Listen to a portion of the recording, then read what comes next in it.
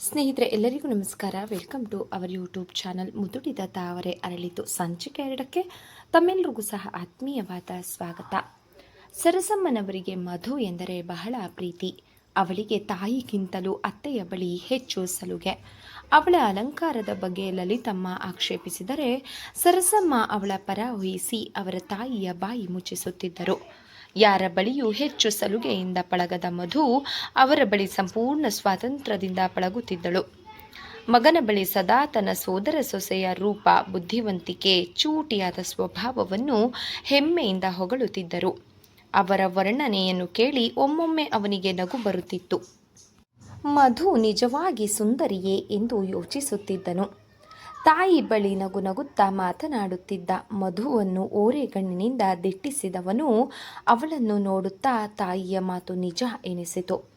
ಅವಳ ಮಗುವಿನಂತಹ ನಿಷ್ಕಪಟ ಮುಖವನ್ನು ಮತ್ತೆ ಮತ್ತೆ ನೋಡಬೇಕು ಎನಿಸುತ್ತಿತ್ತು. ನಗುವಾಗ, ಮಾತನಾಡುವಾಗ ಅವಳ ಪುಟ್ಟ ಬಾಯಿಯ ಚಲನೆಯನ್ನು ದಿನವೆಲ್ಲ ನೋಡಬೇಕು ಎನಿಸಿ ಅವನಿಗೆ ಅವಳ ಚೆಂದುಟಿ ಮುತ್ತಿನಂತಹ ದಂತಪಕ್ತಿ ಅವನಿಗೆ ತೃಪ್ತಿಯಾಗುವಂತಹ ರೂಪವೆನಿಸಿತು. ಮಧು ಕೈ ಗಡಿಯಾರವನ್ನು ನೋಡಿ ನಾನು ಹೋಗಬೇಕು ಅತ್ತೆ ಎನ್ನುತ್ತಾ ಮೇಲೆ ಎದ್ದಳು. ಇಷ್ಟು ಬೇಗ ಎದ್ದು ಬಿಟ್ಟೆಲ್ಲ, ಏನು ಅವಸರ, ಇನ್ನು ಸ್ವಲ್ಪ ಹೊತ್ತು ಇರು ಎಂದರು ಸರ್ಸಮ್ಮ. ಇಲ್ಲ ಅತ್ತೆ, ಸಂಜೆ ನಾವೆಲ್ಲೋ ಹೋಗಬೇಕು, ನಾಳೆ ಖಂಡಿತ ಬರಬೇಕು ಎಂದು ಹೋಗಲು ಅನುವಾದಿಸಿದಳು. ಆಗಲಿ, ಮತ್ತೆ ಯಾವಾಗಲಾದ್ರೂ ಬಾ. ಆಗ್ಲಿ ಅತ್ತೆ ಎನ್ನುವಂತೆ ತಲೆ ಆಡಿಸಿ ಸೈಕಲನ್ನು ಹತ್ತಿದಳು. ಅವಳು ಹೋಗುವಾಗ ತನ್ನೊಂದಿಗೆ ಹೇಳಬಹುದು ಎಂದು ನಿರೀಕ್ಷಿಸಿದ ಚಂದ್ರಶೇಖರನಿಗೆ ಸ್ವಲ್ಪ ನಿರಾಶೆಯಾಯಿತು. ಒಂದು ವೇಳೆ ನಾಚಿಕೆ ಇರಬಹುದು ಎಂದು ಸಮಾಧಾನ ಹೇಳಿಕೊಂಡನು. ಅವಳ ಕಾಂತಿಯುಕ್ತ ಕಣ್ಣು, ಅವಳ ಮುದ್ದಾದ ನಗು ಅವನ ಮನದಲ್ಲಿ ಅಚ್ಚಾಗಿ ಮೂಡಿತು. ಅವಳ ಮುದ್ದು ಆಕೃತಿ ಅವನನ್ನು ಕಾಡತೊಡಗಿತು. ಆಗ ತಾನೇ ಊಟ ಮುಗಿಸಿದ ಗೋವಿಂದರಾಯರು ಆರಾಮದ ಕುರ್ಚಿಯ ಮೇಲೆ ಕುಳಿತು ಅಂದಿನ ಪತ್ರಿಕೆಯನ್ನು ಓದುವುದರಲ್ಲಿ ಮಗ್ನರಾದರು. ಕೈಯಲ್ಲಿ ಎಲೆ ಅಡಿಕೆ ತಟ್ಟೆಯೊಂದಿಗೆ ಒಳಗೆ ಬಂದ ಲಲಿತಮ್ಮ ಮತ್ತೊಂದು ಕುರ್ಚಿಯಲ್ಲಿ ಕುಳಿತು ಎಲೆಯನ್ನು ಮಡಿಸಿ ಅಡಿಕೆ ಬಟ್ಟಲನ್ನು ನೀಡುತ್ತಾ ತೆಗೆದುಕೊಳ್ಳಿ ಎಂದರು. ರಾಯರು ಪತ್ರಿಕೆಯನ್ನು ಮಡಿಸಿ ಟೇಬಲ್ನ ಮೇಲೆ ಇಟ್ಟು ಸ್ವಲ್ಪ ಅಡಿಕೆಯನ್ನು ಬಾಯಿಗೆ ಹಾಕಿಕೊಂಡು ಎಲೆಯನ್ನು ತೆಗೆದುಕೊಳ್ಳುತ್ತಾ ಪತ್ನಿಯನ್ನು ನೋಡಿ ನಸು. ಇದೇನಿದು ವಿಶೇಷ, ಯೌವನ ತಿರುಗಿ ಬಂದಿತೇನೋ ಎಂದರು ತುಂಟತನದಿಂದ. ಲಲಿತಮ್ಮ ನಸು ನಾಚಿಕೊಂಡು, ಹೌದು ಕಣೆ, ಎಷ್ಟೇ ವಯಸ್ಸಾದರೂ ನಮಗೆ ಮನಸ್ಸಿಗೆ ವಯಸ್ಸು ಆಗಿರೋದಿಲ್ಲ, ಮರ ಮುಪ್ಪಾದರೂ ರುಚಿ ಮುಪ್ಪಾಗಿರೋದಿಲ್ಲ ಎಂದರು. ಹೌದೌದು, ಈ ಮಾತಿಗೇನೋ ಕಡಿಮೆ ಇಲ್ಲ ಬಿಡಿ. ಹಾಗೇನಿಲ್ಲ, ನಿಮ್ಮೊಂದಿಗೆ ಸ್ವಲ್ಪ ಮಾತನಾಡಬೇಕು ಎಂದು ಸ್ವಲ್ಪ ಹೊತ್ತು ಮೌನವಾಗಿ ನಿಂತರು. ನಂತರ ಹೋದ ವಾರದಿಂದ ನಾನು ಪ್ರಯತ್ನಿಸುತ್ತಿದ್ದೇನೆ, ನಿಮಗೆ ಸಮಯವೇ ಇರುವುದಿಲ್ಲ ಎಂದರು. ರಾಯರು ತಲೆ ತಿರುಗಿಸಿ, ಇರಬೇಕು, ಇಲ್ಲದಿದ್ದರೆ ದೇವಿಯವರಿಗೆ ನಮ್ಮ ಜ್ಞಾಪಕವೇ ಇರೋದಿಲ್ಲ, ಅದೇನು ವಿಷಯ, ಅಪ್ಪಣೆಯಾಗಲಿ ಎಂದರು. ಲಲಿತಮ್ಮ ಸ್ವಲ್ಪ ಹೊತ್ತು ಹಾಗೆ ತಡೆದು, ಹೋದವಾರ ಸರ್ಸಕ್ಕ ಬಂದಿದ್ರು ಎಂದು ಪ್ರಾರಂಭಿಸಿದರು. ಹೌದು, ಬಂದಿದ್ದಳು. ಅದಕ್ಕೇನೀಗ? ಚಂದ್ರುವಿಗೆ ಕೆಲಸ ಸಿಕ್ಕಿದೆಯಂತೆ. ಪ್ರಾರಂಭದಲ್ಲಿ 350 ಸಂಬಳ, ನಂತರ 1000 ತನಕ ಗ್ರೇಡ್ ಇದೆಯಂತೆ ಎಂದರು. ಬಹಳ ಸಂತೋಷ. ಹಾಗೆ ಮದುವೆಯ ವಿಷಯ ಬಂದಿತು. ಲಲಿತಮ್ಮ ಮಾತು ನಿಲ್ಲಿಸಿ ಪತಿಯ ಮುಖವನ್ನು ದಿಟ್ಟಿಸಿದರು. ಇದು ತಿಳಿದಿರುವ ವಿಷಯ. ಮಧು ಹುಟ್ಟಿದಾಗಲೇ ಚಂದ್ರುವಿಗೆ ಮೀಸಲು ಎಂದು ನಾನು ಭಾವನವರಿಗೆ ದೇವರ ಸಾಕ್ಷಿಯಾಗಿ ಪ್ರಮಾಣ ಮಾಡಿರುವೆನಲ್ಲ, ಮರೆತು ಬಿಟ್ಟೆಯಾ ಎಂದರು. ನಾನೆಂದಿಗೂ ಮಾತು ಮರೆಯುವವನಲ್ಲ. ಸರಸಿಗೇಕೆ ಸಂದೇಹ ಎಂದರು. ಅವರು ಅದೇ ವಿಷಯ ಹೇಳಿದರು. ಅವರಿಗೂ ವಯಸ್ಸಾಗುತ್ತಾ ಬಂದಿದೆ. ಆಗಾಗ ಮೈಗೆ ಹುಷಾರು ಇರುವುದಿಲ್ಲವಂತೆ. ಆದಷ್ಟು ಬೇಗ ಮಧು, ಚಂದ್ರ ಮದುವೆ ನೋಡಿ ಸೊಸೆಯನ್ನು ಮನೆಗೆ ಕರೆಸಿಕೊಳ್ಳಲು ಕಾತುರ ಪಡುತ್ತಿದ್ದಾರೆ. ನೀವೇನು ಹೇಳುತ್ತೀರಿ ಎಂದರು. ಸರಸಿ ಹೇಳೋದೇನೋ ಸರಿ, ಆದರೆ ಲಲಿತಾ, ಮಧು ಇನ್ನೂ ಚಿಕ್ಕವಳು, ಇನ್ನು ಓದುತ್ತಿದ್ದಾಳೆ. 2 ವರ್ಷ ಓದಿದರೆ BA ಮುಗಿಯುತ್ತದೆ. ವಯಸ್ಸು ಕೇವಲ 18 ಆಗುತ್ತದೆ ಎಂದರು. ನಾನು ಸಹ ಅವರ ಬಳಿ ಇದೇ ಮಾತನ್ನು ಹೇಳಿದೆ.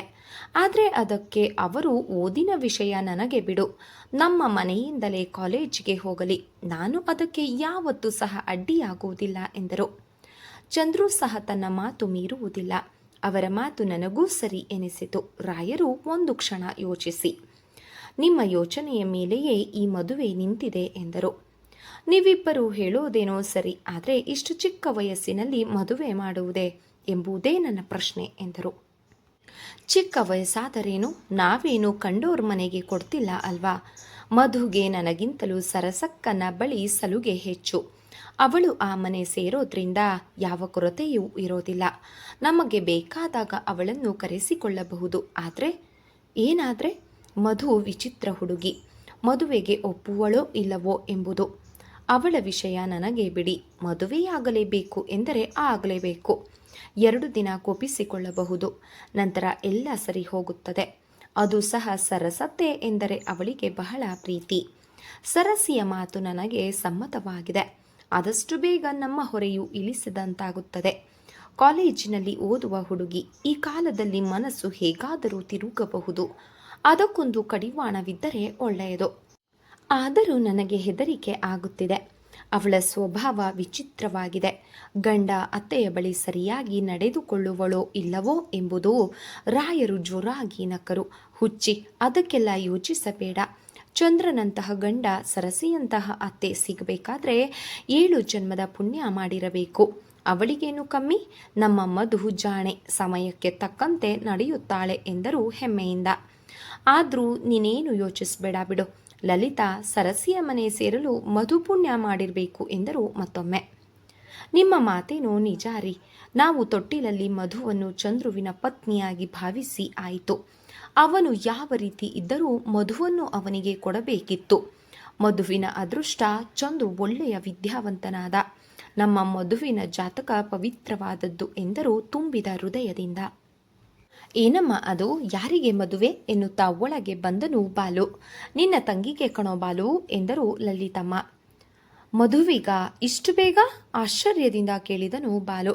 ಹೌದಪ್ಪ, ಮಧುವಿಗೆ. ಯಾರಿಗೆ ಕೊಟ್ಟು ಮದುವೆ ಮಾಡ್ತಿದ್ದೀರಿ ಅಮ್ಮ? ನಿನ್ನ ಅತ್ತೆಯ ಮಗ ಚಂದ್ರುವಿಗೆ ಎಂದರು ರಾಯರು. ಬೇಡಮ್ಮ, ಮಧು ಇನ್ನು ಓದ್ಲಿ ಬಿಡು. ಇಷ್ಟು ಬೇಗ ಮದುವೆ ಬೇಡ. ಇನ್ನೆಷ್ಟು ದಿನ ಹೆಣ್ಣು ಮಕ್ಕಳನ್ನು ಮನೆಯಲ್ಲಿ ಇರಿಸಿಕೊಳ್ಳೋದೋ?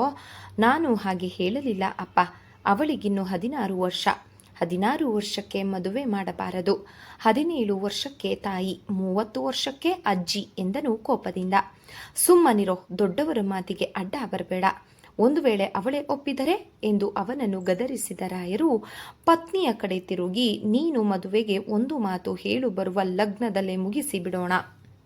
ನೀವು ಹೇಳಿದ ಹಾಗೆ ಈ ಮನೆಯಲ್ಲಿ ಏನೂ ನಡೆಯುವುದಿಲ್ಲ. ಹಿರಿಯರು ಅಂತ ನಾವ್ಯಾಕೆ ಮನೆಯಲ್ಲಿ ಇದ್ದೀವಿ? ಯಾವ ತಂದೆ ತಾಯಿಯೂ ತಮ್ಮ ಮಕ್ಕಳನ್ನು ವಿಕೋಪಕ್ಕೆ ತಳ್ಳುವುದಿಲ್ಲ. ಇದನ್ನು ಮೊದಲು ಅರ್ಥ ಮಾಡಿಕೋ ಬಾಲು ಎಂದರು ಸಿಡಿಮಿಡಿಗೊಂಡಿ. ನೋಡು ಲಲಿತಾ, ನಾನು ಸ್ವಲ್ಪ ಶಾಸ್ತ್ರಿಗಳನ್ನು ನೋಡಿ ಬರ್ತೇನೆ ಎನ್ನುತ್ತಾ ಹೊರಗೆ ಹೊರಟರು. ಲಲಿತಮ್ಮ ಅವರನ್ನು ಹಿಂಬಾಲಿಸಿದರು. ಬಾಲಾಜಿ ಅವರನ್ನೇ ನೋಡುತ್ತಾ ದಪ್ಪನೆ ಕುರ್ಚಿಯ ಮೇಲೆ ಕುಳಿತನು. ನಮ್ಮ ಮಧುವಿಗೆ ಮದುವೆಯೇ? ಅದು ಇಷ್ಟು ಚಿಕ್ಕ ವಯಸ್ಸಿನಲ್ಲಿ? ಮಧುವಿನ ಮುದ್ದು ಮುಖ ಅವನ ಕಣ್ಣೆದುರಿಗೆ ಬಂದಿತು.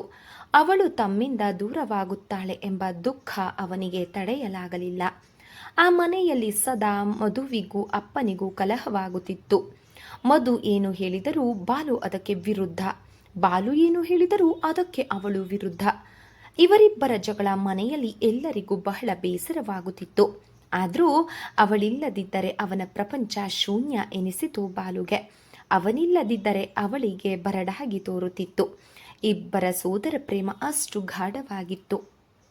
ನಮ್ಮ ಮಧುವಿಗೆ ಮದುವೆ, ಅವಳು ಹೊರಟು ಹೋಗುತ್ತಾಳೆ. ನಾನು ಯಾರೊಂದಿಗೆ ಜಗಳವಾಡಲಿ? ಅವನ ಹೃದಯದಲ್ಲಿ ಸಹಿಸಲಾರದ ವೇದನೆ. 2 ಕೈಗಳಿಂದ ಮುಖವನ್ನು ಮುಚ್ಚಿ ಕುಳಿತನು.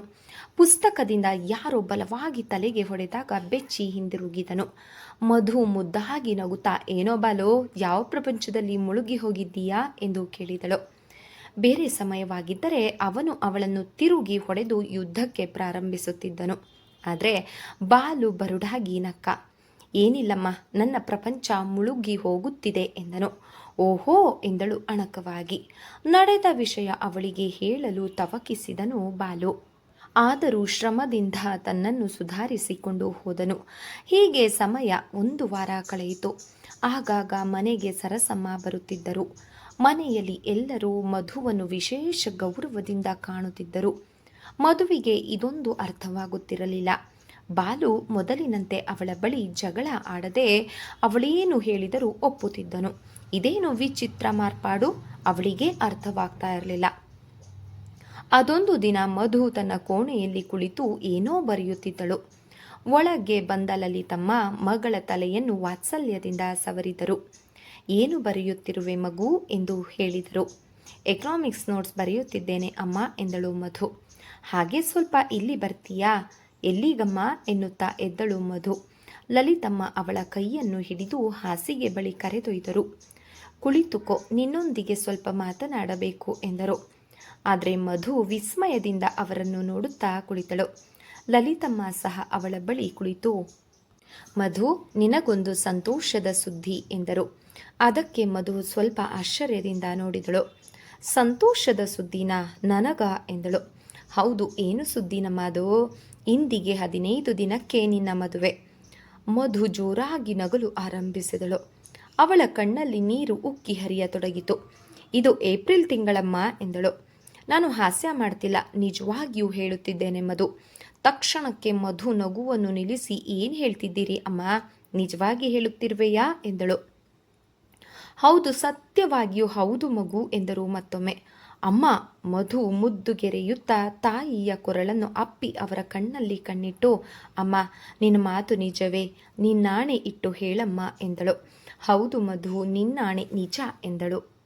ಹೌದು ಮಧು, ನಿನ್ನಾಣೆ ಅಮ್ಮ. ಮಧು ತಟ್ಟನೆ ದೂರ ಸರಿದಳು. ಅವಳ ತೀಕ್ಷ್ಣ ನೋಟ ತಾಯಿಯನ್ನು ಸುಟ್ಟು ಬಿಡುವಂತಿತ್ತು. ಲಲಿತಮ್ಮ ಅವಳ ನೋಟವನ್ನು ಎದುರಿಸಲಾರದೆ ಕಣ್ಣು ತಗ್ಗಿಸಿದರು. ಯಾರನ್ನ ಕೇಳಿ ಈ ಕೆಲಸವನ್ನ ಮಾಡಿದೆ ಅಮ್ಮ? ನನಗೆ ಮದುವೆಯಾಗಲು ಇಷ್ಟವಿಲ್ಲ. ನಾನು ನಿಮಗೆ ಇಷ್ಟೊಂದು ಭಾರ ಆದ್ನಾ ಅಮ್ಮ ಎಂದು ಕರುಳು ಹಿಂಡುವ ಹಾಗೆ ಕೇಳಿದಳು. ಯಾಕಮ್ಮ ನನಗೆ ಇಷ್ಟು ಬೇಗ ಮದುವೆ ಮಾಡ್ತಿದ್ದೀಯಾ? ನನ್ನ ನೇರ ನಡೆ ನುಡಿ ಎಲ್ಲರಿಗೂ ಇಷ್ಟ ಆಗೋದಿಲ್ಲ ಎಂಬುದು ನನಗೆ ಗೊತ್ತಿತ್ತು. ಆದರೆ ಹೆತ್ತ ತಾಯಿಗೂ ಸಹಿಸಲಾಗದ ವೇದನೆ ಎಂಬುದು ನನಗೆ ಹಿಂದೆ ಅಮ್ಮ ಗೊತ್ತಾಗಿದ್ದು ಎಂದಳು ನೋವಿನಿಂದ. ನನ್ನ ಹಠ ನಿನಗೆ ತಿಳಿಯದೆ ನಾನು ಸಮಾಜ ಸೇವಕಿಯಾಗಲು ಬಯಸುತ್ತೇನೆ ಎಂದಳು ಕೋಪದಿಂದ. ನಾನೇನು ಮಾಡಲಿ ಮಗು, ನಿನ್ನ ತಂದೆಯ ಹಠ ನಿನಗೆ ತಿಳಿಯದೇನು ಎಂದರು. ನಮ್ಮ ತಂದೆಗೆ ಅಷ್ಟು ಹಠ ಇದ್ದರೆ ಇನ್ನು ಅವರ ಮಗಳೆಂಬುದನ್ನು ನಾನು ತೋರಿಸುತ್ತೇನೆ ಎಂದಳು. ಬೇಡ ಮಧು, ಹಠ ಮಾಡಬೇಡ. ಬೇರ್ಯಾರು ಗಂಡು ಅಲ್ಲ, ನಿನ್ನನ್ನು ಮದುವೆಯಾಗುವುದು ಸರಸಮ್ಮನ ಮಗ ಚಂದ್ರು ಎಂದರು. ಏನು ಹೇಳಿದ್ರಿ ಅಮ್ಮ ನೀವು? ಚಂದ್ರ, ಆ ಬಿಳಿಯ ಜಿರಳೆಯನ್ನೇ ನಾನು ಮದುವೆಯಾಗುವುದು ಸಾಧ್ಯವೇ ಇಲ್ಲ. ಇದು ಎಂದಿಗೂ ನಡೆಯದ ಕಾರ್ಯ. ಆ ಬೆಕ್ಕಿನ ಕಣ್ಣನ್ನು ನಾನು ಮದುವೆಯಾಗಲಾರೆ. ಮಧು ಮುಚ್ಚುಬಾಯಿ, ಲಲಿತಮ್ಮ ಗರ್ಜಿಸಿದರು. ಸ್ವಲ್ಪ ಹೊತ್ತು ಮಧು ತಾಯಿಯನ್ನು ದಿಟ್ಟಿಸಿ ಹೀಗೆ ಹೇಳಿದಳು. ಯಾಕಮ್ಮ, ಒಂದು ಹೆಣ್ಣಾಗಿ ಮತ್ತೊಂದು ಹೆಣ್ಣಿಗೆ ನೀನು ಪರ ನಿಲ್ತಾ ಇಲ್ಲ? ಈ ಭೂಮಿ ಮೇಲೆ ಹೆಣ್ಣಿಗೆ ಒಂದು ಸ್ಥಾನಮಾನ ಎಂಬುದೇ ಇಲ್ವಾ? ಆಟ ಆಡುವ ವಯಸ್ಸಿನಲ್ಲಿ ನಮಗೆ ಯಾಕಮ್ಮ ಮದುವೆ? ನಾನೇನಾದರೂ ನಿನಗೆ ಮದುವೆ ಮಾಡಿಸು ಅಂತ ಕೇಳಿದ್ನಾ? ದಯವಿಟ್ಟು ಬೇಡ ಅಮ್ಮ ಎಂದಳು. ಮಧು ಮುಚ್ಚುಬಾಯಿ, ನನಗೆ ವೇದಾಂತ ಹೇಳಕ್ಕೆ ಬರಬೇಡ ನೀನು. ಎಷ್ಟೋ ಹೆಣ್ಣು ಮಕ್ಕಳ ಜೀವನ ಇದರಲ್ಲೇ ಅಂತ್ಯ ಆಗತ್ತಮ್ಮ. ನನ್ನ ಬದುಕಿಗೆ ಒಂದು ಅರ್ಥ ಬೇಕು. ಈ ಭಾರತ ಭೂಮಿಯಲ್ಲಿ ಹುಟ್ಟಿದ ಹೆಣ್ಣು ಮಗು ನಾನು. ಆ ಭಾರತ ಮಾತೆಗೆ ಸಮಾನವಾಗಿ ಬದುಕಬೇಕು ಎಂದಳು. ನನ್ನ ಆಸೆ ಆಕಾಂಕ್ಷೆಗಳನ್ನು ಕೊಲ್ಲಬೇಡ ಅಮ್ಮ, ನೀನು ಪ್ಲೀಸ್, ದಯವಿಟ್ಟು ನನ್ನನ್ನು ಅರ್ಥ ಮಾಡಿಕೊ ಎಂದಳು. ಅಪ್ಪ ಅಂತೂ ಒಂದು ಗಂಡಸು. ಹೆಣ್ಣು ಮಕ್ಕಳ ಕಷ್ಟ ನೋವು ಅವರಿಗೆ ಅರ್ಥ ಆಗೋದಿಲ್ಲ. ಒಬ್ಬ ಹೆಣ್ಣಾಗಿ, ಅದರಲ್ಲೂ ಒಬ್ಬ ತಾಯಿಯಾಗಿ ನೀನು ನಿನ್ನ ಮಗಳ ಬಗ್ಗೆ ಯೋಚನೆ ಮಾಡ್ತಾ ಇಲ್ವಾ ಅಮ್ಮ? ಯಾಕಮ್ಮ ಇಷ್ಟೊಂದು ಕ್ರೂರಿಯಾದೆ ನೀನು? ಒಟ್ಟಿನಲ್ಲಿ ಈ ಮನೆಯಿಂದ ನನಗೆ ಆಚೆ ಕಳಿಸ್ಬೇಕು ಎಂದು ನಿರ್ಧಾರ ಮಾಡಿರುವ ಹಾಗಿದೆ ಎಂದಳು. ಅಮ್ಮ, ನಿಮ್ಮ ಮಾತೆ ನಡೆಯಬೇಕಾದ್ರೆ, ಈ ಮದುವೆ ನಡೆಯಬೇಕಾದ್ರೆ ನನ್ನ ಶವದೊಂದಿಗೆ ಎಂದು ಎಚ್ಚರಿಸಿದಳು. ಮಧು ತಟ್ಟನೆ ಅವಳ ಕೈ ಹಿಡಿದು, ಲಲಿತಮ್ಮ ದೀನತೆಯಿಂದ, ದಯವಿಟ್ಟು ಹಠ ಮಾಡಬೇಡ. ಎಂದಿಗಿದ್ದರೂ ನೀನು ಅವನನ್ನೇ ಮದುವೆಯಾಗಬೇಕು. ನೀನು ತೊಟ್ಟಿಲ ಕೂಸು ಆಗಿದ್ದಾಗಲೇ ಅವನ ಪತ್ನಿ ಎಂದು ದೇವರ ಮುಂದೆ ಸತ್ಯ ಮಾಡಿ ಕೊಟ್ಟಿದ್ದೀವಮ್ಮ. ನಿನ್ನ ಮದುವೆ ಎಂದು ಎಲ್ಲರಿಗೂ ತಿಳಿದಿದೆ. ಈಗ ನಿಲ್ಲಿಸಲು ಸಾಧ್ಯವಿಲ್ಲ. ನಮ್ಮ ಮಾನವನ್ನು ಕಾಪಾಡು ತಾಯಿ ಎಂದು ಮಗಳಿಗೆ ಗೋಗರೆದರು. ನನ್ನ ಮಗಳಾಗಿ ಹುಟ್ಟಿರುವೆ. ಈ ಮನೆತನದ ಗೌರವ ನಿನ್ನ ಕೈಯಲ್ಲಿದೆ. ಚಂದ್ರು ಓದಿದ ಹುಡುಗ, ಅಸಮಾಧಾನ ಪಡಬಾರದು. ಮುಂದೆ ಮಾತನಾಡಲಾರದೆ ಅವರ ಕಂಠ ಬಿಗೀತು. ಮಧು ಮೂಕಿಯಂತೆ ಅಳುತ್ತಾ ಕುಳಿತಳು. ಇದೇನು ವಿಚಿತ್ರ? ತೊಟ್ಟಿಲಲ್ಲಿ ಮದುವೆ. ಒಂದು ವೇಳೆ ಚಂದ್ರು ಮುಠಾಳನಾಗಿದ್ದರೂ ನಾನು ಅವನನ್ನೇ ಮದುವೆಯಾಗಬೇಕು. ನನ್ನ ಗೆಳತಿಯರ ಮುಂದೆ ನಾನು ವಿವಾಹ ಮಾಡಿಕೊಳ್ಳುವುದಿಲ್ಲವೆಂದು ಪ್ರತಿಜ್ಞೆ ಮಾಡಿದ್ದೆ. ನನ್ನ ಪ್ರತಿಜ್ಞೆ ಏನಾಗಬೇಕು? ಜನ್ಮ ಕೊಟ್ಟ ತಾಯಿಯ ಕಣ್ಣೀರು, ಗೌರವ, ಅಯ್ಯೋ ದೇವ್ರೆ ಎಂದು ಕೂಗಲು ಆರಂಭಿಸಿದಳು. ಲಲಿತಮ್ಮ ನೋಡತೊಡಗಿದರು. ಮಧು, ಏನಮ್ಮ ಸುಮ್ಮನೆ ಕುಳಿತಿರುವೆ? ಇಷ್ಟು ದಿನ ನಿನ್ನ ಯಾವ ಇಷ್ಟಕ್ಕೂ ತಡೆ ಬರಲಿಲ್ಲ. ಆದರೆ ಇದೊಂದು ವಿಷಯದಲ್ಲಿ ನಿನ್ನ ಸಮ್ಮತಿ ಕೇಳಲಿಲ್ಲ. ದಯವಿಟ್ಟು ಕ್ಷಮಿಸು. ನನ್ನ ಗೌರವವನ್ನು ಕಳೆದುಕೊಂಡು ನಾನು ಬದುಕಲಾರೆ. ಬೇಕಾದರೆ ನಿನ್ನ ಕಾಲಿಗೆ ಬೀಳುತ್ತೇನೆ ಎಂದರು. ಅಮ್ಮ! ಮಧು ತಟ್ಟನೆ ದೂರ ಸರಿದು ನಿಂತಳು. ನಂತರ ತಾಯಿಯನ್ನು ನೆಟ್ಟ ದೃಷ್ಟಿಯಿಂದ ನೋಡಿ, ಶಾಂತಿಯಿಂದ ಎಲ್ಲ ನಿನ್ನ ಇಚ್ಛೆಯಂತೆ ನಡೆಯಲಿ. ಆದರೆ ಒಂದು ಮಾತು, ನನ್ನ ತಂದೆ ಹಠವಾದಿ, ನಾನು ಅವರಿಗೆ ಮಗಳು. ಇದನ್ನು ಮರೆಯಬೇಡ. ಅವರು ಹೇಗೆ ಹಠದಿಂದ ನನ್ನ ಮದುವೆ ಮಾಡಿಸುವರೋ ನಾನು ಸಹ ಅದೇ ರೀತಿ ಮನೆಯನ್ನು ಬಿಟ್ಟು ಹೋದರೆ ನನ್ನ ಶರೀರದಲ್ಲಿ ಕೊನೆಯ ಉಸಿರು ಇರುವವರೆಗೂ ಈ ಮನೆಯ ಹೊಸಿಲನ್ನು ತುಳಿಯುವುದಿಲ್ಲ. ಇದು ನನ್ನ ಆಣೆ, ದೇವರಾಣೆ. ಮರಳಿ ಬರುವುದಿಲ್ಲ ಎಂದಳು ಅಳುತ್ತಾ. ಒಟ್ಟಿನಲ್ಲಿ ಹೆಣ್ಣು ಮಗು ಹುಟ್ಟಿದರೆ ಅವಳಿಗೆ ಸಣ್ಣ ವಯಸ್ಸಿನಲ್ಲಿ ಆದರೂ ಮದುವೆ ಮಾಡಿ ನಿಮ್ಮ ಒಂದು ಕರ್ತವ್ಯವನ್ನು ಕಳೆದುಕೊಂಡರೆ ಸಾಕು. ನಿಮಗೆ ಅವಳ ಖುಷಿ, ಸುಖ, ಸಂತೋಷ ಯಾವುದು ಬೇಡ ನಿಮಗೆ. ನನ್ನ ಹಣೆಯಲ್ಲಿ ಏನು ಬರೆದಿದೆಯೋ ಅದೇ ನಡೆಯಲಿ. ನಿಮಗ್ಯಾರಿಗೂ ಸಹ ನಾನು ಅಡ್ಡಿ ಬರೋದಿಲ್ಲ ಎಂದಳು. ಇನ್ನು ನನಗೂ ನಿಮಗೂ ಯಾವ ರೀತಿಯ ಸಂಬಂಧವೂ ಇಲ್ಲ. ಮಧು ಕೋಪದಿಂದ ಹೊರಟು ಹೋದಳು. ಸೆರಗಿನಿಂದ ಕಣ್ಣೀರನ್ನು ಒರೆಸಿಕೊಂಡ ಲಲಿತಮ್ಮ ಹೊರಗೆ ಬಂದರು. ರಾಯರಿಗೆ ತಮ್ಮ ಸಂಭಾಷಣೆಯ ವರದಿಯನ್ನು ಒಪ್ಪಿಸಿದರು. ಈ ವಿಷಯವನ್ನು ಕೇಳಿದ ರಾಯರು ನಕ್ಕರು. ಇಷ್ಟೇನಾ? ಇನ್ನು ಅವಳು ಚಿಕ್ಕ ಹುಡುಗಿ, ಏನೋ ಹೇಳ್ತಾಳೆ. 2 ದಿನ ಕೋಪದಲ್ಲಿ ಹೋದರೆ ಮತ್ತೆ ಇಲ್ಲಿ ಬರಬೇಕು ಅನಿಸ್ತದೆ ಎಂದರು. ಲಲಿತಮ್ಮನವರ ಬಾಡಿದ ಮುಖವನ್ನು ನೋಡಿ, ನೀನೇನು ಯೋಚಿಸದೆ ಧೈರ್ಯವಾಗಿರು ಎಂದರು.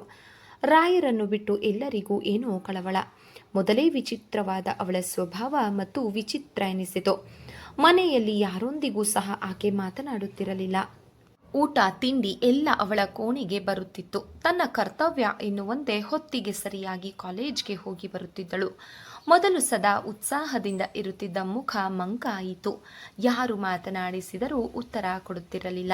ಇಲ್ಲಿನ ಪ್ರಪಂಚವೇ ಶೂನ್ಯವೆನಿಸಿತು ಅವಳಿಗೆ. ತನ್ನವರು ಯಾರೂ ಇಲ್ಲ ಎನ್ನುವಂತೆ ಇರುತ್ತಿದ್ದಳು ಆಕೆ. ಮದುವೆಯ ದಿನ ಸಮೀಪಿಸುತ್ತಿತ್ತು. ವಿಷಯವನ್ನು ಅರಿತ ರಾಗಿಣಿ ಸಂತೋಷದಿಂದ ಗೆಳತಿಯನ್ನು ಕಾಣಲು ಓಡಿ ಬಂದಳು.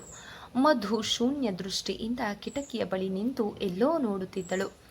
ರಾಗಿಣಿ ಅವಳ ತೋಳ ಮೇಲೆ ಕೈ ಹಾಕಿ, ಕಂಗ್ರ್ಯಾಚುಲೇಷನ್ಸ್ ಡಿಯರ್ ಮಧು ಎಂದಳು. ಮಧುರ ತಿರುಗಿ ಅವಳನ್ನು ನೋಡಿ ಸಪ್ಪೆಯಾಗಿ ನಕ್ಕಳು. ರಾಗಿಣಿ ಅವಳ ಕೈ ಹಿಡಿದು ನಸು ಕೋಪವನ್ನು ತೋರಿಸುತ್ತಾ, ಯಾಕೆ ಮಧು, ನನಗೆ ಮೊದಲೇ ಹೇಳಲಿಲ್ಲ ನೀನು? ಎಲ್ಲ ವಿಷಯವನ್ನು ನನ್ನ ಬಳಿ ಹೇಳುತ್ತಿದ್ದೆ ಅಲ್ವೇ? ಇದೊಂದು ವಿಷಯ ಮಾತ್ರ ನನ್ನಿಂದ ಮರೆಸಿದೆ, ಯಾಕೆ ಮಧು ಎಂದಳು. ಮಧು ಉತ್ತರಿಸಲಿಲ್ಲ ಆಕೆಯ ಪ್ರಶ್ನೆಗೆ. ಏನೇ ಸುಮ್ಮನೆ ಇರುವೆ? ಏನಾಯ್ತೆ ಮಧು? ಯಾಕೆ ಹೀಗೆ ಸಪ್ಪಗೆ ಇದ್ದೀಯಾ ಎಂದು ರಾಗಿಣಿ ಅವಳ ಗಲ್ಲವನ್ನು ಹಿಡಿದು ಮುಖ ಎತ್ತಿದಳು. ಮಧು ಅವಳನ್ನೇ ಸ್ವಲ್ಪ ಹೊತ್ತು ದಿಟ್ಟಿಸಿ ನೋಡುತ್ತಿದ್ದಳು. ಆಕೆಯ ಕಣ್ಣಿನಲ್ಲಿ ನೀರು ತುಂಬಿಕೊಂಡಿತ್ತು. ರಾಗಿ, ನೀನು ಪುಣ್ಯವಂತೆ ಕಣೆ, ನಾನು ನತದೃಷ್ಟೆ ಎಂದು ಆಕೆಯನ್ನು ತಬ್ಬಿಕೊಂಡು ಅಳಲು ಆರಂಭಿಸಿದಳು. ರಾಗಿಣಿ ಏನು ಕೇಳಿದರೂ ಉತ್ತರ ಕೊಡಲಿಲ್ಲ. ಅವಳು ಅಲ್ಲಿ ಇರುವುದನ್ನೇ ಮರೆತಂತೆ ನಿಂತಿದ್ದಳು. ರಾಗಿಣಿಗೆ ಯಾವುದು ಅರ್ಥವಾಗಲಿಲ್ಲ. ಏನು ನಡೆಯುತ್ತಿದೆ ಎಂಬುದನ್ನು ನನ್ನ ಹತ್ತಿರ ತಿಳಿಸು ಮಧು ಎಂದು ಕೂಗರೆದಳು. ಆದರೆ ಮಧು ಯಾವ ವಿಷಯವನ್ನು ಬಾಯಿ ಬಿಟ್ಟು ಹೇಳಲಿಲ್ಲ. ಆದರೆ ಆಕೆಯ ಕಣ್ಣಿನಿಂದ ಕಣ್ಣೀರ ಹನಿ ಮಾತ್ರ ಜಾರುತ್ತಿತ್ತು. ಮತ್ತೊಮ್ಮೆ ಆಕೆಗೆ ತಪ್ಪಿಕೊಂಡು ಅಳಲು ಆರಂಭಿಸಿದಳು. ರಾಗಿ, ನಿನ್ನ ಪುಣ್ಯ ನನಗೆ ಕೊಡಲಿಲ್ಲ ದೇವರು ಎಂದಳು. ಈ ಎಲ್ಲ ಸನ್ನಿವೇಶವನ್ನು ನೋಡಿದ ರಾಗಿಣಿಗೆ ಏನು ಮಾಡುವುದೆಂದು ತೋಚಲಿಲ್ಲ. ಆಕೆ ಒಂದು ಕ್ಷಣ ಅಲ್ಲಿ ನಿಲ್ಲದೆ ಹೊರಟು ಹೋದಳು. ಸ್ನೇಹಿತರೆ, ಈ ಒಂದು ಕಾದಂಬರಿ ತಮಗೆ ಇಷ್ಟ ಆದರೆ ದಯವಿಟ್ಟು ಲೈಕ್ ಮಾಡಿ, ಸಬ್ಸ್ಕ್ರೈಬ್ ಮಾಡಿ, ಸಪೋರ್ಟ್ ಮಾಡಿ ಫ್ರೆಂಡ್ಸ್. ಧನ್ಯವಾದಗಳು. ನಮಸ್ಕಾರ.